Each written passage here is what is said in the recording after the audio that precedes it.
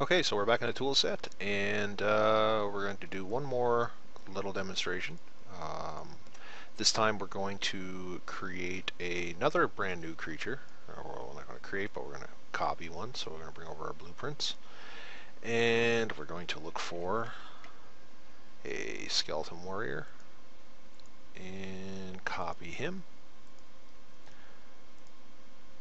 So we have a skeleton warrior. He's going to be kind of like the big boss of the area. That's what we're going to imagine. Actually, I'm going to need this again. So we want our skeleton warrior to spawn, and we're going to put him kind of in the back here. We're going to give him a waypoint of his own, because his properties are going to be a little different from everybody else's. So we're going to put him right here. So let's go over there. And with that selected, we're going to fire up the spawning plugin again, and file, edit, waypoint instance, and we're going to select our skeleton warrior. And again, we're just going to add him in here because we're going to have him on a full spawn count. We're not going to set that to random, so we only want one to appear, and we want it to appear every time. Now this is where this one gets a little bit different. What we're going to do is we're going to make it so that this skeleton warrior only spawns at midnight and despawns at dawn. Okay.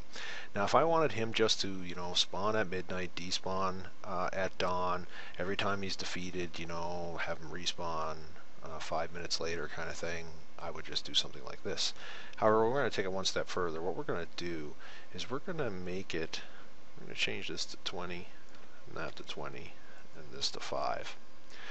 So what this effectively means is that our skeleton warrior is now going to spawn at midnight, but 5 minutes later he's going to despawn. Okay? And he's not going to respawn again for another 20 minutes. But the problem with that is that 20 minutes later after he's despawned is going to be past dawn, which means it's going to be outside his spawning window. So he won't actually respawn 20 minutes later. What this means is that now we've got our configuration set to say a skeleton warrior will spawn at midnight, he will stick around for 5 minutes, and then he'll disappear and he won't return again until the next night at midnight. That's what that means. So this is the kind of trickery we can do with the configuration. Now what happens if someone comes along and defeats him? Well, guess what? He's not going to spawn again until the next day. If he's in the middle of combat, however, and we have his despawn minute set to 5, if he's in the middle of combat when this timer comes by, he's not going to despawn, he's going to continue fighting.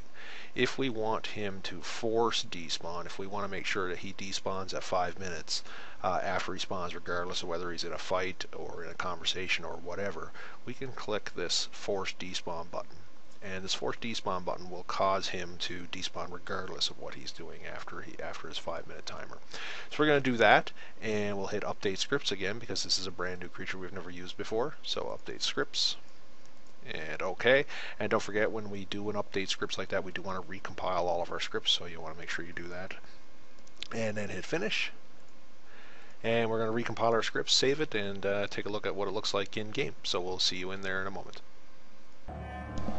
Okay, so we're back in game for the last part, and that is to go take a look at our skeleton warrior.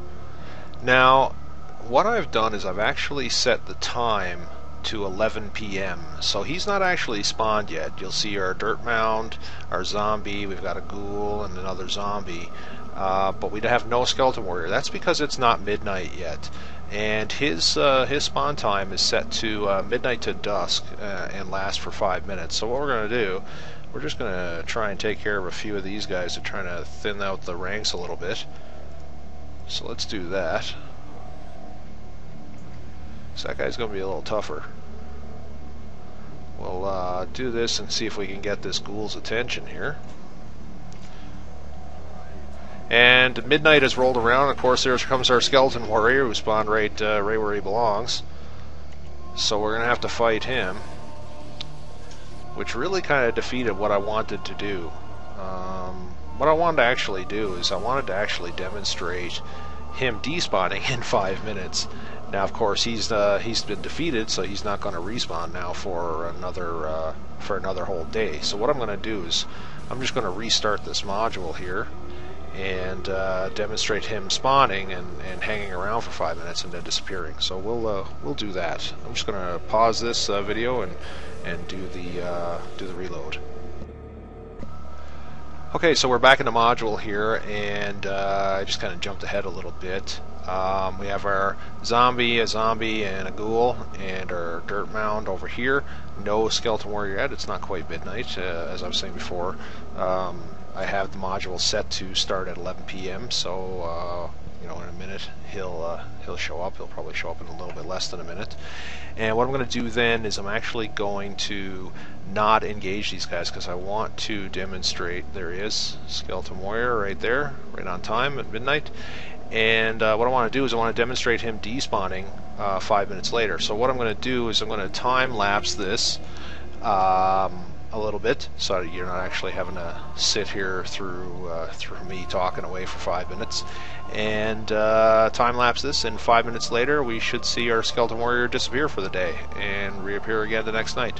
So I'm going to mute the audio and just fast forward this video a little bit and go from there.